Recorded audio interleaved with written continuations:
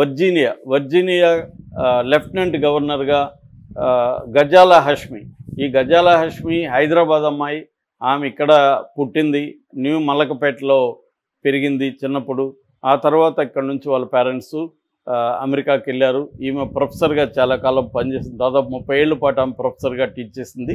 దాని తర్వాత ఆమె ట్రంప్కి వ్యతిరేకంగా, ట్రంప్ పాలసీలకు వ్యతిరేకంగా నేను కూడా రాజకీయాల్లో నిలబడాలి, నా వాయిస్ వినిపించాలి అని చెప్పి ఆమె పోటీ చేసింది, గెలిచింది కూడా.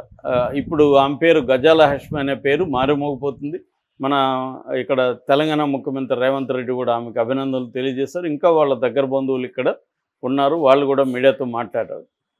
ఇక రెండవది న్యూయార్క్ మేయర్గా ఒక ఇండియన్ ఆరిజిన్ ఉన్న పేరెంట్స్, వాళ్ళ నాన్న మొహమ్మద్ మందాని, వాళ్ళ అమ్మ మీరా నాయర్, ఇద్దరు కూడా ఇండియన్ ఆరిజిన్స్ ఉన్నవాళ్ళే. వాళ్ళ నాన్న గుజరాత్ ముస్లిం, అమ్మ ఏమో పంజాబీ హిందూ. సో ఆమె ఒరిస్సాలో పెరిగింది. సో అక్కడి నుంచి అమెరికాలో వెళ్ళింది, ఇండియాలో కూడా చాలా సినిమాలు తీసింది. సో అతని గెలుపు కూడా ఇప్పుడు ట్రంప్కి షాక్ అని చెప్పొచ్చు. ఎందుకంటే ఇతను కమ్యూనిస్ట్, ఇతను ఓడించండి అని పిలిపించాడు ట్రంప్ స్వయంగా. అయినా కూడా న్యూయార్క్ ప్రజలు దాదాపు 9% ఓట్ల మెజార్టీతో అతన్ని గెలిపించడం అనేది చరిత్రలో అపూర్వమైన ఘట్టంగా చెప్పుకోవచ్చు.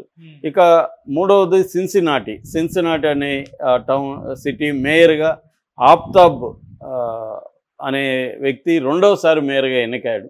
అది కూడా ఎవరి మీద గెలిచాడంటే అక్కడ అమెరికన్ వైస్ ప్రెసిడెంట్ వ్యాన్స్ వాళ్ళ స్టెప్ బ్రదర్ ఉన్నాడు, కోరీ బౌమన్ అని, అతని మీద గెలిచాడనమాట. సో ఈ ముగ్గురు ఇండియన్స్, ముగ్గురు కూడా డెమోక్రటిక్ అభ్యర్థులు. ఇది కాకుండా మొన్న న్యూజెర్సీకి కూడా ఎన్నికలు జరిగాయి. న్యూజెర్సీ గవర్నర్గా కూడా డెమోక్రాట్సే గెలిచారనమాట. అంటే 4-5 చోట్ల ఎన్నికలు జరిగితే 1 ఇయర్లోనే ట్రంప్కు వ్యతిరేకత అనేది పెద్ద ఎత్తున పెరిగినట్టుగా మనకు కనబడుతుంది. అట్లాగే ఇండియన్స్కి కూడా ట్రంప్ మీద బాగా కోపం ఉంది. ఎందుకంటే యాంటీ హిందూ ఫోబియా అంటారు. హిందూ ఫోబియా కూడా ట్రంప్ వచ్చిన తర్వాత పెరగడం. ఆ మధ్య కూడా టెక్సాస్లో ఒక 91 ఫీట్ హనుమాన్ విగ్రహం పెడితే కూడా దానికి వ్యతిరేకత వచ్చింది పెద్ద ఎత్తున. సో ఓవరాల్గా ఇండియన్స్ మీద అక్కడ అమెరికాలో వ్యతిరేకత పెరిగింది. దీని ఎఫెక్టు వరల్డ్లో అనేక దేశాలు, కెనడా కావచ్చు, లండన్ కావచ్చు, ఐర్లాండ్ కావచ్చు, ఆస్ట్రేలియా కావచ్చు, ఇలాగ అనేక దేశాల్లో కూడా యాంటీ ఇండియన్ సెంటిమెంట్ పెరగడం అనేది మనకు కనబడుతుంది. రీసెంట్ కెనడాలో కూడా మన 75% వీసాలని రిజెక్ట్ చేయడం మనం చూసాము.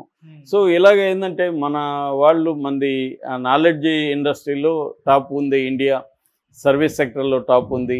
సో ఇదంతా కూడా దాని ఎఫెక్టు మన ఇండివిజువల్స్ మీద పడుతుంది, మన ఎకనామీ మీద పడుతుంది.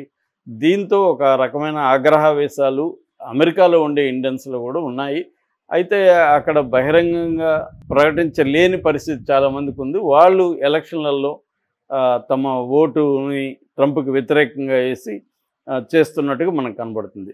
సో ట్రంప్ తీసుకునే అనేక పాలసీలు, ముఖ్యంగా ఈ టారిఫ్స్ కావచ్చు, తర్వాత షట్ డౌన్ కావచ్చు, తర్వాత యాంటీ ఇమిగ్రెంట్ పాలసీలు కావచ్చు, ఇలాంటి అనేక ప్రజా వ్యతిరేక లేకపోతే ప్రపంచంలోని వివిధ దేశాల వ్యతిరేకమైన పాలసీలు ప్రజలకి, అక్కడ అమెరికన్ ప్రజలకు కూడా ఇబ్బందికరంగా మారింది. ఈ నేపథ్యంలో ఇండియన్స్ అక్కడ ఆల్రెడీ మనకి కమలా హ్యారిస్ ఇండియన్ ఆరిజిన్, అమీ బెర్రే అంటారు కాలిఫోర్నియా 6th డిస్ట్రిక్ట్ గవర్నరు, అలాగే వివేక్ రామస్వామి, సుహాస్ సుబ్రహ్మణ్యం, ప్రమీలా జైపాల్, రోకన్నా, రాజా కృష్ణమూర్తి, తర్వాత నిక్కీ హేలీ, ఇలాగ చాలామంది ఇండియన్స్ అక్కడ ప్రముఖంగా రాజకీయాల్లోకి వెళ్ళారు. సో ఈ నేపథ్యంలో ఇప్పుడు కూడా ఒక 3 చోట్ల రాజకీయాల్లో ఇండియన్ ఆరిజిన్ ఉన్న వాళ్ళు గెలవడం అనేది ఒక రకంగా కొంత ట్రంప్కి ఇండియన్స్లో overall world wide Indian origin ఉన్న ప్రజల్లో పెరుగుతున్న వ్యతిరేకతకి ఒక నిదర్శనంగా మనం చెప్పుకోవచ్చు.